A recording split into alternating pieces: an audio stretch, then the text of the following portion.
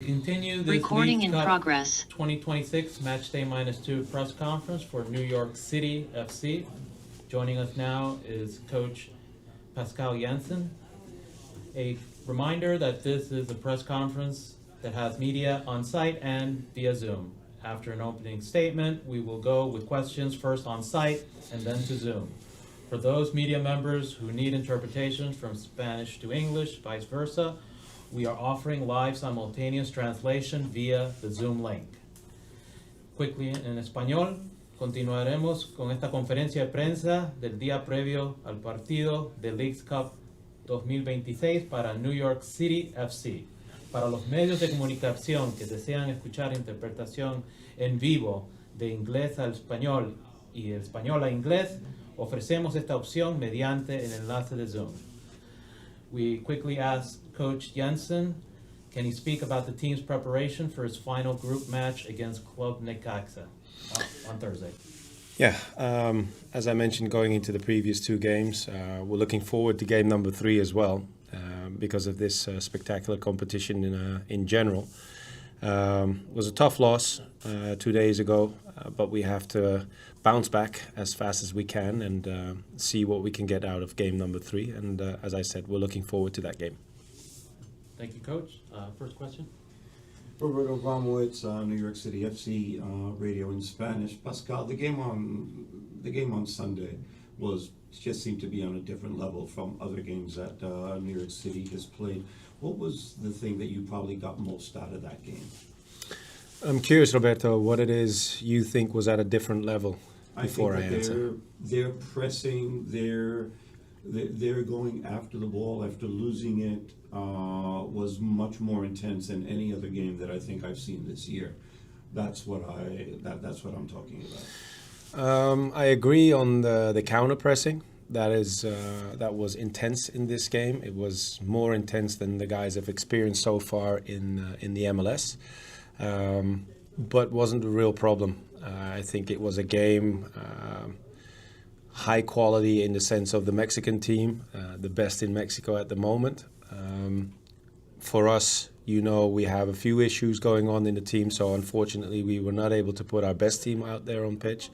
But the guys that were out there did a tremendous job and played phases in this game the way I would love them to play and see them play, but also phases that we didn't play well enough. And then you see with the quality that Cruz Azul brings to the pitch, you get yourself into trouble at sometimes in the game.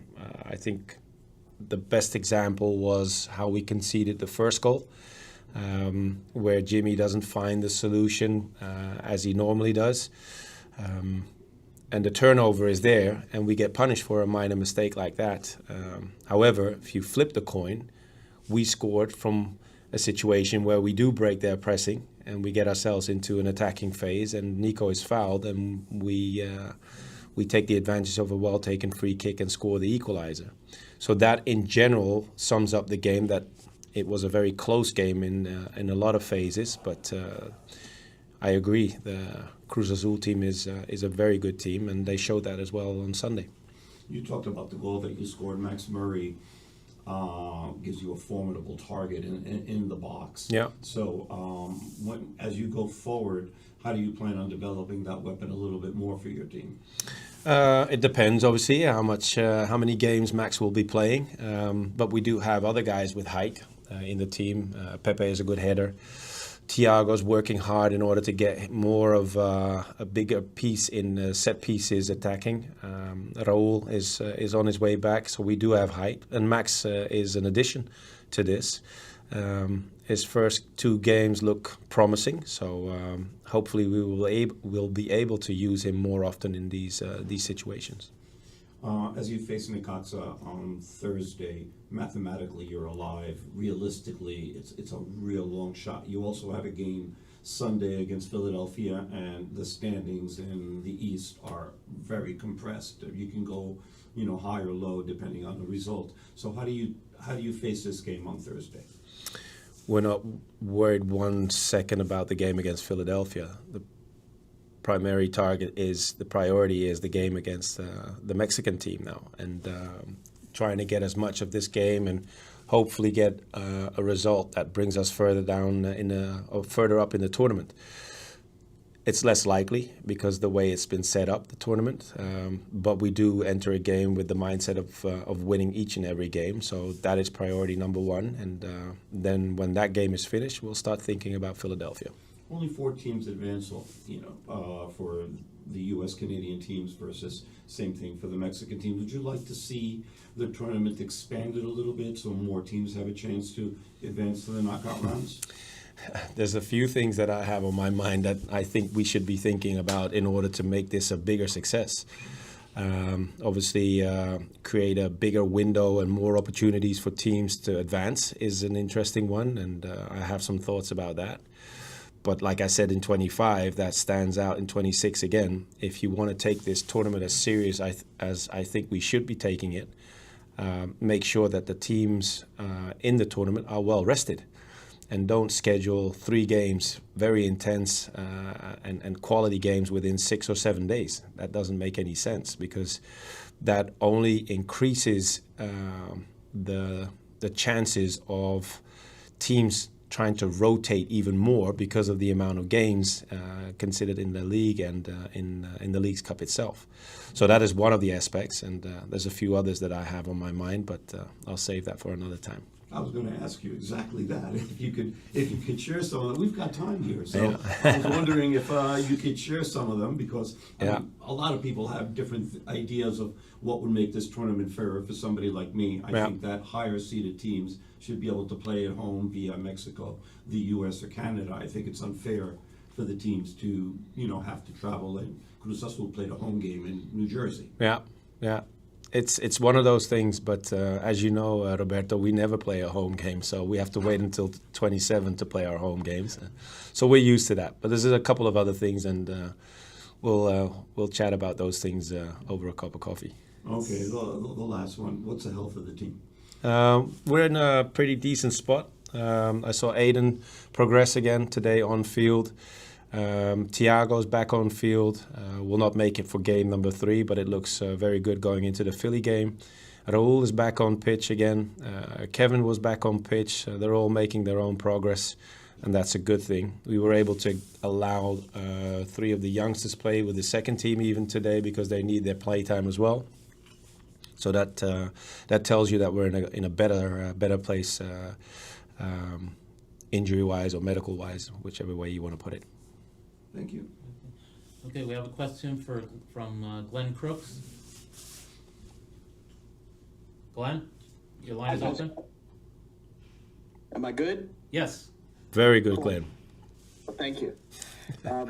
I'd like to ask you about Nico Fernandez Mercado as a number 6.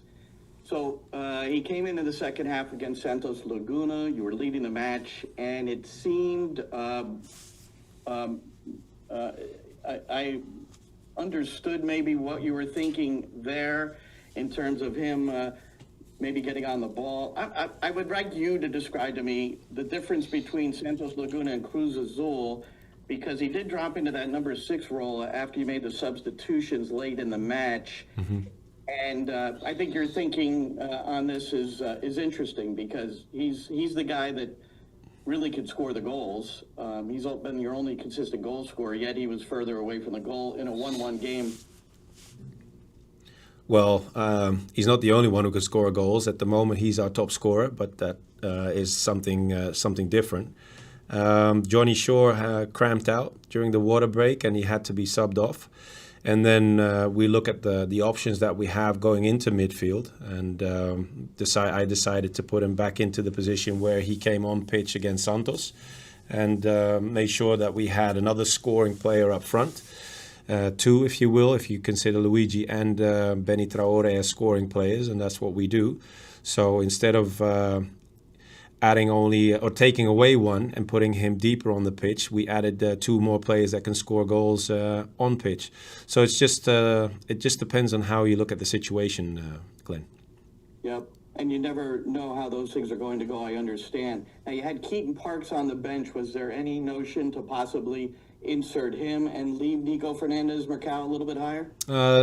was a possibility. However, it was Keats' first time back on the roster, and he was there if the game had gone in a different way. If you had a more comfortable game, that is, he might have got on pitch. But in this case, it was very, very important that we kept players on that are robust enough to go in the high intensity that was required in this game. Thanks, Pascal. All right, Glenn. Any other questions? Okay, thank you. Welcome to today's Leagues Cup 2026 Match Day -2 press conference for New York City FC. Joining us today will be first midfielder Andres Perea, and then later on he will be joined by head coach Pascal Jansen. Before we begin, reminder that this will be a press conference with media on site and via Zoom. After an opening statement, we will go with questions first on site and then to Zoom. For those media members who need interpretation from Spanish to English and English to Spanish, we are offering live simultaneous translation via the Zoom link. Un aviso en español. Bienvenidos a esta conferencia de prensa del día previo al partido de Leagues Cup 2026 para New York City FC. Para los medios de comunicación que desean escuchar interpretación en vivo de inglés al español y español al inglés, ofrecemos esta opción mediante el enlace de Zoom. We'll start with the first question. Opening statement for Andrés Perea. Si le damos la palabra a Andrés Perea, si quiere dar unos comentarios de su próximo partido contra Club Necaxa. Bueno, ha sido un torneo bastante competitivo. Un rendimiento del equipo bueno en general, un partido difícil contra un Cruz Azul fuerte, se rescata también un excelente partido contra Santos Laguna y ahora nos enfrentamos a un gran rival como va a ser Necaxa, entonces esperemos a ver cómo se va el partido. Okay. Muchas gracias, thank you. We open the floors for questions. Please say your name and media outlet before your question. Roberto Abramovich, Radio en Español de New York City FC. Andrés, ¿cómo ustedes enfrentan este duelo contra Necaxa? Matemáticamente todavía siguen vivos, pero en realidad está muy difícil que puedan clasificar. ¿Cómo cambia la mentalidad del equipo, si es que cambia, para enfrentar este partido contra los Rayos? Bueno, realmente sabemos que es un torneo muy competitivo, como decía anteriormente. Nosotros vamos a hacer todo lo que está bajo nuestro control para poder sacar el resultado, sumar los 6 puntos. Ya lo que viene más allá no está en el control de nosotros, entonces es enfocarnos en lo que podemos controlar, que es nuestro trabajo, nuestra capacidad de entrega y buscar la victoria. El hecho de enfrentar un equipo como Cruz Azul, campeón de México, ¿qué se aprendió en ese partido para ustedes que fue distinto a los partidos que vemos normalmente de Major League Soccer? Bueno, yo tengo la teoría de que el jugador mexicano, el jugador sudamericano tiene mucha calidad. A diferencia de la Liga Mexicana de la MLS, es una liga con mucha transición la MLS, la Liga Mexicana es una liga con más calidad que transición. Pudimos ver eso por momentos. Cuando nos enfrentamos a un equipo como Cruz Azul, que es el actual campeón de México, podemos ver que tienen esa capacidad para hacer la transición y para tener esa calidad técnica. Y obviamente también es un gran rival. Entonces creo que fue un partido emocionante, un partido de mucha competencia, rivalidad de buena manera. Y lastimosamente no nos quedamos con el resultado, pero creo que fue un gran partido. Y nada, rescatar, aprender y seguir trabajando. ¿Aprendieron algo de jugar contra un equipo así? ¿Salen de ese partido sabiendo algo más? Creo que todos los partidos son para aprender, independiente que sea un rival mexicano, MLS, siempre te encontrás cosas nuevas y aprendes cosas nuevas. Yo estoy acostumbrado ya a enfrentar equipos mexicanos, a enfrentar equipos de acá de la liga, entonces creo que lo tomé como un partido más, obviamente siempre para trabajar, para crecer y para seguir adelante. Necaxa perdió sus 2 partidos dentro del Leagues Cup, pero ganó 2 de 3 partidos dentro de la Liga MX. ¿Qué sabes del Necaxa y cómo enfrentan el juego? Bueno, Necaxa sabemos que es un equipo también muy competitivo, un gran equipo. Tengo también varios conocidos en ese equipo. Sabemos que no va a ser un partido fácil. Ellos vienen también, como tú dices, de perder 2 partidos y van a tratar de buscar la motivación para levantar cabeza con nosotros y esperemos nosotros tener la capacidad de hacernos presentes y ser mejores que ellos. Perfecto, gracias. Okay. Next question. Do we have any other questions from the Zoom? Preguntas en la zona Zoom. Okay.